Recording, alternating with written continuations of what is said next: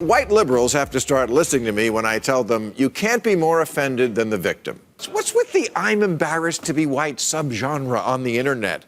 I'm finding myself constantly embarrassed to be white.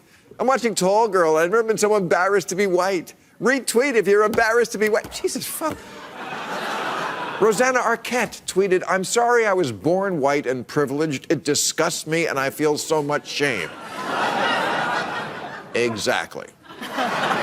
You think it's hard being a black man in a white man's world? Try being a white woman who feels bad about you being a black man in a white man's world. I think Bill Maher represents a cultural shift in that, like, in my circles, and which is usually the white liberal circles, to even say or suggest, like, there's a weird, like, anti-white thing going on where mostly white people really don't like themselves and therefore other white people. And to bring that up is like, oh, well, what are you, a right-wing white nationalist? And it's like, well, no, I think that white nationalists are the most pathetic, parasitic cockroaches that exist, and their ideology is garbage. But when you have examples of weird anti-white bullshit that I will show you very quickly, it is creating the conditions in which people then move to the right. Because if someone sees something that says, well, how about I just show you? This is from a talk put on by Yale School of Medicine's Department of Child Study Center called The Psychopathic Problem of the White Mind. And among its learning objectives are understanding how white people are psychologically dependent on black rage. The problem with the intensity of these feelings is that white people have never learned how to manage this level of emotion because they've never had to before. They had a system that supported their entitlement called racism. So sadly, it is hitting you now all at once and you're not equipped. You're going to be dealing with intense feelings of frustration, rage, hatred, impotence, and futility, and is going to feel like suddenly like things are all unfair to you as privilege is being taken away, and you will be feeling intense emotions or rage for the first time. It will feel unfair to have rules suddenly apply to you. And the sad part is that white America is not prepared. You've never been taught how to deal with disappointment or sadness for not having things. So, you know, do I get offended by that? Not really. I don't respect that woman's opinion, and she's ideologically possessed, and I feel sorry for her. Well, maybe not, because she's a Yale, psychiatrist or something, and she's doing quite well. So that's actually quite terrible, all things considered. I get upset that something like this gets put out there, and criticizing it and calling it for what it is, which is anti-white racism, acting like that's not a major problem and that does not explicitly or directly contribute to people moving to the far right. It's like people are burying their head in the sand. And this is not isolated to this, oh, well, it's one Yale professor. This is exactly what Robin DiAngelo believes, for example. And Robin DiAngelo is a best-selling author who has profited more than any white woman off of the oppression of black people. And that nothing seems to turn white people's cranks of resentment, like thinking black people got something over on us that they didn't deserve.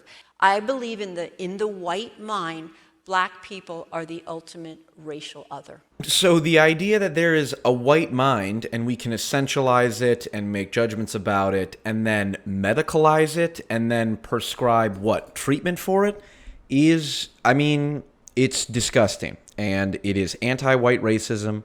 And the fact that this is coming from the left, which is supposed to be the anti-racist group, because we know the far right is extremely racist, they admit it. The fact that it's coming from the left is like, okay, what's the deal here? We're going to rationalize and intellectualize. Well, racism is actually privilege plus power. So when a poor white person calls Obama something terrible, that can't be racism because Obama has more power. Oh, wait, actually, no, it has nothing to do with actual power. It has to do with the identities that they are. So a poor white person criticizing a rich black person is still racist because we are just rationalizing bullshit as we can because there's actually no logic and consistency to it. It's all a giant joke. And the worst parts of left-wing racism also manifest themselves in racism, explicit racism towards black people and minorities. And if you don't agree, maybe this will change your mind. You have a problem figuring out whether you're for me or Trump, and you ain't black. I had to remind him that he was a black person So he can't vote for Donald Trump. Kanye West is what happens when Negroes don't read. And this creepy bullshit, I think it actually causes, and I've seen it, I've seen white people literally act differently around minorities and will change what they're willing to say in front of their friends. Hey, if you have a political opinion, like someone, voted for Trump or something, well, if they're around a black person, well, they can't hear it because black people are supposed to be Democrats. So I don't want to say anything that I would know offends them. And it's like, it is so dehumanizing and pathetic. And Bill Maher hits it on the head. I just want to say America has done a lot of good things and a lot of bad ones. And the number one bad one, with no close second, is racism. It's a sorry history, and we're not done with it. And yet, black and white increasingly intermingle. We get to the finish line on race by just being with each other more. We don't need awkward.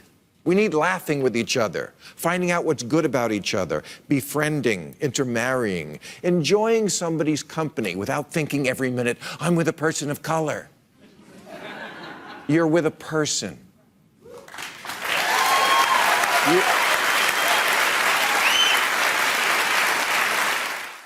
And if everybody just understood that and realized, hey, you know what? Race is relevant, your heritage is relevant, but at the end of the day, it's one of the least important things about you, probably the least interesting, assuming you're a remotely interesting person that has passions and hobbies and ideas and experiences that are unique to you. We can acknowledge the historical realities about race and how those things affect policy and how we should act on it, but it's such an overcorrection to start saying, well, now this racism is inherent to the white mind and it's actually psychopathic, and it just leads to absolute horrible garbage, which I genuinely worry about. I've seen it affect people I know and love, and it's like not a good thing. So tell me what your thoughts are, and otherwise, good luck and Godspeed.